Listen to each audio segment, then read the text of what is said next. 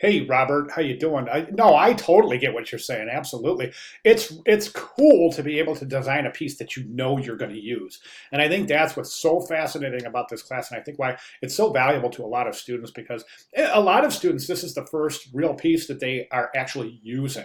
I think this class, branding class, and typography classes are something that you can start using immediately, and I love teaching both classes, and those students who have had me for typography know that. Typography is it's something that as you learn, you become better as a designer.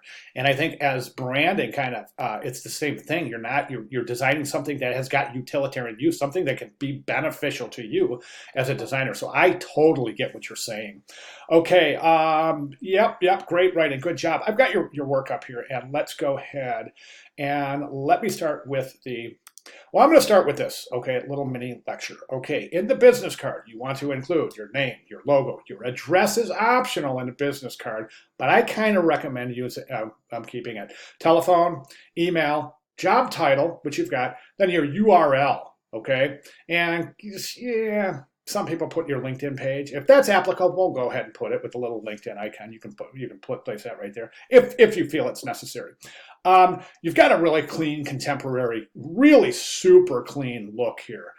So that's interesting. I'm looking at this, and sometimes the PDF will kind of render things a little bit differently, but I'm just want to make sure that you're at 3.5 by 2 inches. That's the size for a business card, so make sure. Okay, letterhead, name, logo, address, telephone, email, and the web URL. Okay, the letterhead, I'm sorry, the letterhead you absolutely want to keep. Let me jump to the letterhead.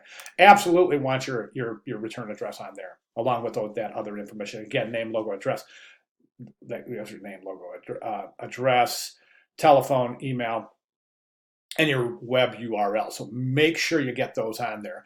And then, of course, your business card, name, logo, job title, if applicable, telephone, mailing address, email address, and other your personal URL. And that's important because in case the leave behind piece gets separated from your package, all of your information is on the leave behind piece. So make sure that you include all of that information on your leave behind piece. Okay, let's start with the business card. Interesting, interesting. Now, I just want to make a recommendation here. So, I would go ahead and left align this. I would left align this and just keep this whole thing left aligned. And that's going to open up some negative space here. I think if you increase that margin right there and just keep that all left aligned, it'll take care of this kind of phantom square right here. That's a little bit, creates a little bit of tension. So I would recommend that. And now you're left aligned here though, so that's going to create some good consistency. Now, in terms of consistency, one of the things you want to do is you want to be extremely consistent in your presentation and all your branding materials. And the reason I say that is right now you've got your logo in black and white with a blue bar separating the monogram from the rest of the information. Here you've got the same thing, but here you're using this green bar down here. We don't see that green bar anywhere on the business card, or we don't see it anywhere on the leave behind either. That indicates to me that that's an anomaly, and that's something that should be considered not using that. Okay, so basically what you're doing is you're adding a new color and a new element to your branding. So if you don't include that in all your pieces, don't include them in one of your pieces. Remember, highly consistent branding package is the name of the game.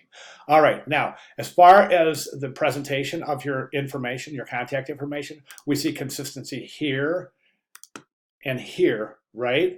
But we're inconsistent over here because it's presented differently. As we can see here, you've got the little icons, and here you don't. So again, we're looking at consistency here.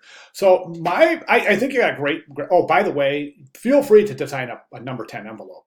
I think it would definitely behoove the. I have my dogs in the office with me today, and there's 3 of them, and they get a little nervous when they hear something outside. At any rate, as I was saying, consistency, right? Yes, highly consistent. Really has got to be super consistent. I was talking about the envelope. Feel free to design a number 10 envelope. I think it'll be a great addition to your branding package. And All right. And then the letterhead, you definitely you want this to repurpose this letterhead, right? So you want to be able to assemble your resume on here, your cover letter, your thank you letters, et cetera, et cetera. Even if the time comes when you're going to be doing some freelance design, you can use this for your invoices, et cetera. So, all right. So good job. So right now I'm looking at consistency. We're a little bit lacking in consistency, and you want to be as consistent as you possibly can in the presentation here. Um, that's a good idea. Notepad. I would totally keep a notepad. Definitely, definitely. I've gotten notepads. I got a stack of them over there. That I go through them every day. This was a leave behind. We had a branding wrap on it, but this was a leave behind. It's like a moleskin, and I use it every day. So, and then when this one's up, I have another one in my office. So, yeah, definitely, I would use it. This is a good idea. All right. So again, my main comments really have to do with consistency. So, work towards that end. And I'll tell you what, if you have any questions at all, or if I can clarify anything, please let me know. I'll be glad to do so. Great job so far, Robert. Thank you very much.